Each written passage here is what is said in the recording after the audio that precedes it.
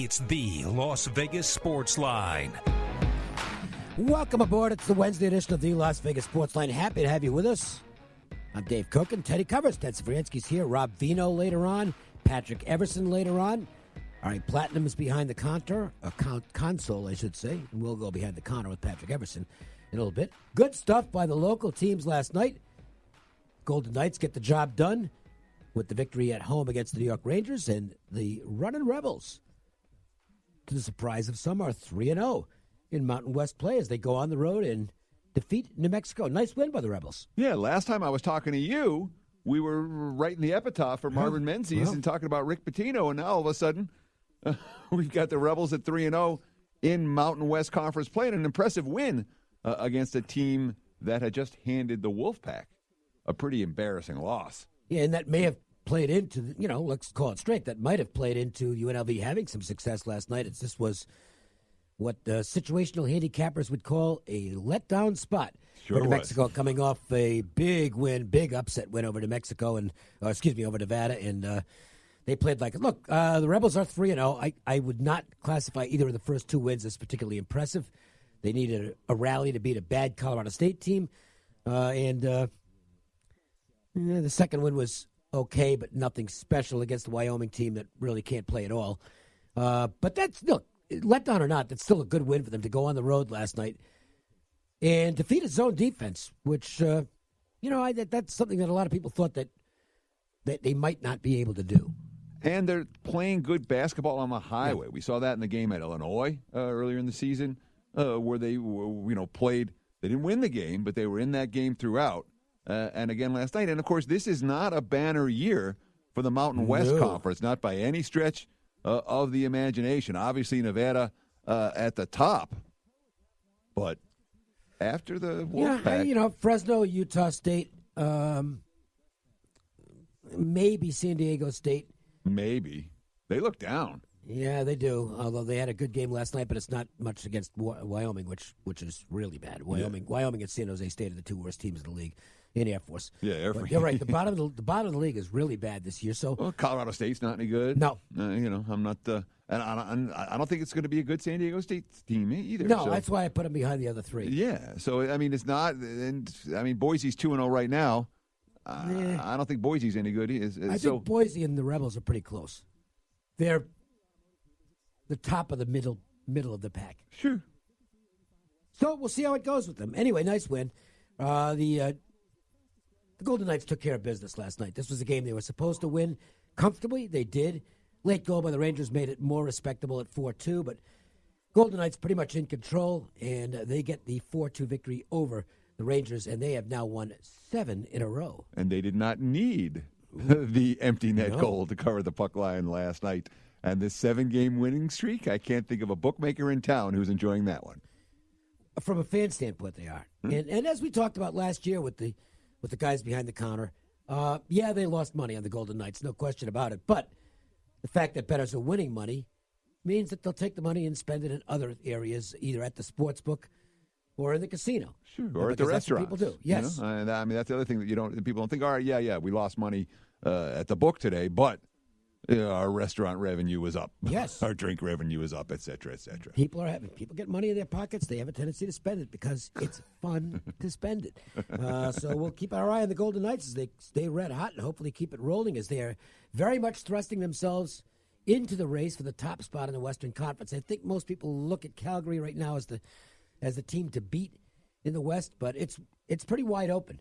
And the Golden Knights have a legitimate chance. In fact, a very good chance, I'd say, at this point, to at least nail down home ice for the first round of the playoffs if they continue their current play. Sure. What do you think of the Winnipegs and Nashvilles of the world?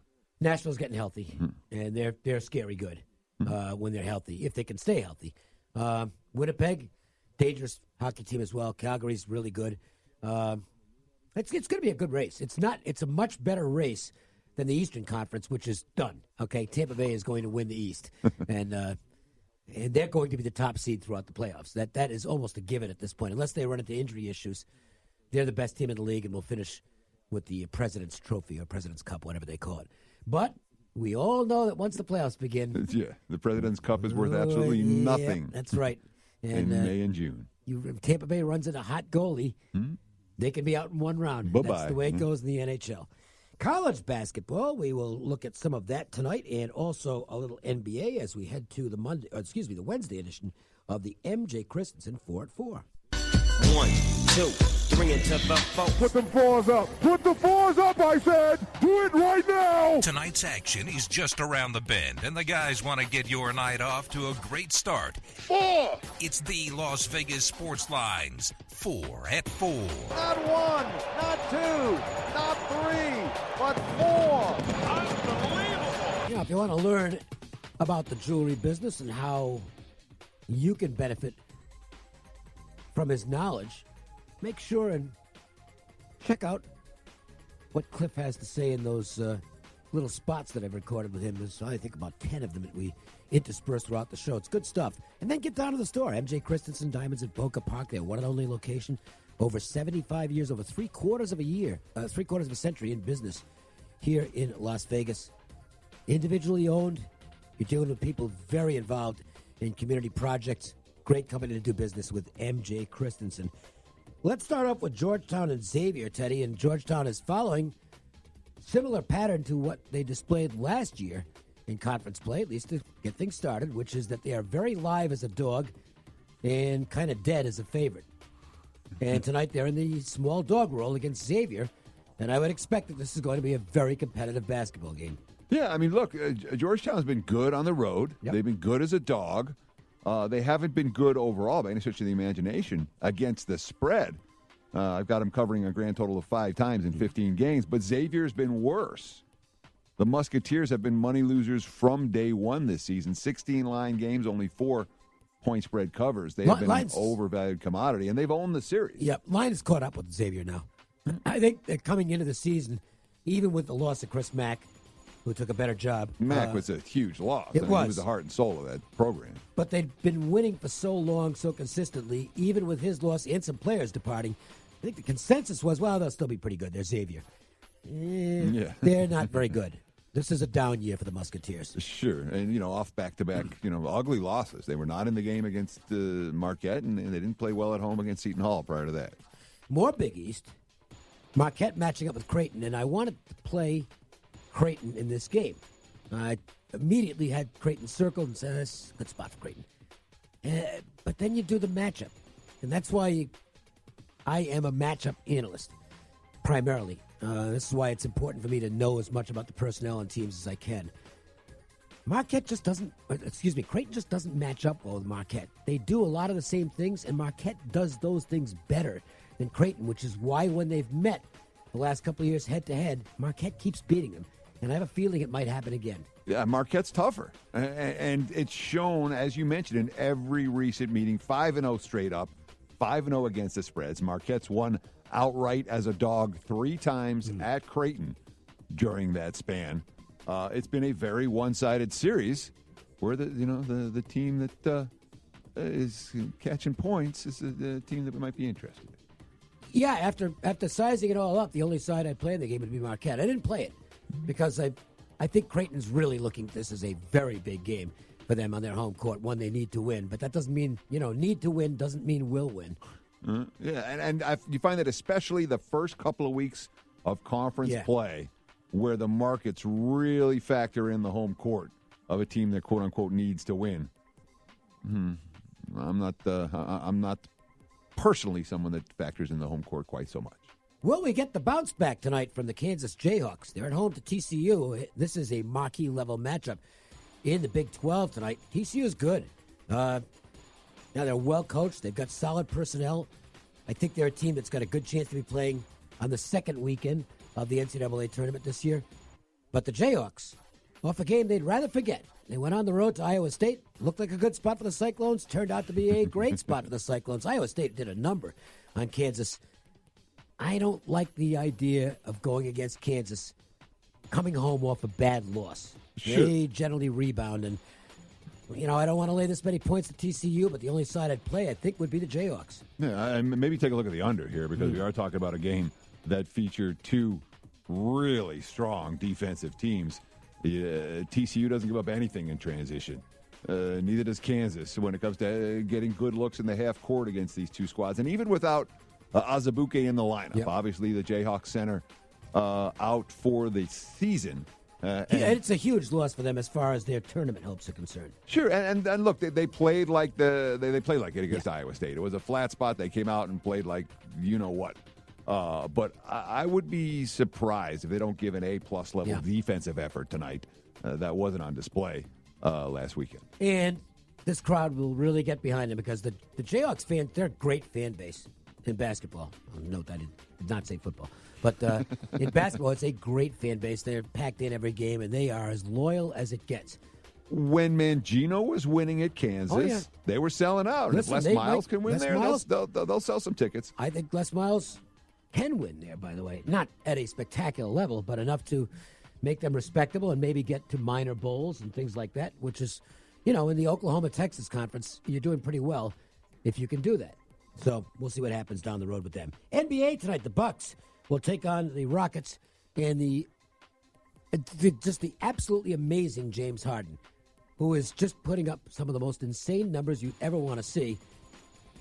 It's tough to go against them because if the other guys on the team have a decent night, they're going to be really tough to beat. I still am not sold that the Rockets can make the championship run because I don't know about them defensively, and that can be a problem. And I also don't know about the chemistry on the floor when Chris Paul and James Harden are out there at the same time. And this is something ever since those two got together, there have been those who say, they're not really. They might, as weird as it sounds, they might be better with somebody else than Paul. But right now, Harden's just a machine, and he'll go against that Greek freak machine for the Milwaukee Bucks. Fun matchup in the NBA. Yeah, I mean, from a point spread standpoint, Milwaukee's been the machine. Yeah. They've been a really good team, ATS. And I got to say, I'm not often surprised by a point spread in the NBA. I did not think Milwaukee would go off as road favorites. They're, -1.5 at Houston right now. That's respect. Which is what you see for a team that, with the advanced efficiency, the offensive efficiency and defensive efficiency, the advanced metrics have Milwaukee top 5 in both categories. Houston, well, they're there in offense. Defensively, not so much. I'm starting to think Milwaukee might win the East. Milwaukee's really good. They're I think they might just be better than the Celtics and better than the Raptors and better than the other teams that are in that mix for contenders. I think they might be the best team in the East. And Budenholzer can coach. Oh, yeah. He's I have no problem putting my money on that guy. And by the way, when you've got the best player on the team, or the best player on the floor in most games, you got a pretty good chance, especially come playoff time when the best player on the floor really does take over games. And this is a potential number 1 versus number 2 in the MVP voting type of game because I can't imagine a ballot right now that doesn't have either Giannis or Harden as the number 1 / number 2 guy. Patrick Everson joins us in studio frequently on Wednesdays, but right now he is at the South Point for the Sports Betting Summit. What is that all about? I've seen some really good names involved with this, Patrick. Yeah, they had a couple of panels. They're in the middle of the second panel right now. So, but they had a couple of good panels. Brent Musburger and his nephew Brian Musburger were kind of the co-moderators of the first panel with a bunch of sportsbook guys, legendary sportsbook guys and well-noted sportsbook guys. Jimmy Vaccaro was up there, Vinny Maulio, Matthew Holt, who you guys all know from CG days, but he's moved on to U.S. Integrity now, and he had a lot of great insights from that angle. Johnny Avello. So it was a really fascinating panel, and they're in the middle of one right now that's more of an analytics panel, and it's got some really smart people from Swish Analytics and Shot Tracker, the ASU Global Sports Institute, and then Darren Ravello is here as well in a panel that's being moderated by Wayne Kimmel, and he is with 76 Capital, which has a stake in VSiN. So it's fascinating discussion. It's a little in the weeds for your average everyday sports bettor, but it's interesting stuff. Yeah. I was going to ask, are there people down there? Like, how many people are at the conference? Oh, yeah. I'll ask this person right here, right now. Michelle, how many people do you think are here? This is Michelle Mushberger I'm talking to. How many people do you think are here today? About 125 people. Pretty good turnout. And there's some some real names. Yeah, like around who's Vegas coming? And nationally, because a lot of these people are in for CES. So there's definitely some spillover from that. Mm-hmm. Is this something that's going to be an annual thing that they're going to expand upon, or is it kind of just a one shot? I haven't asked about that yet, but based on how this is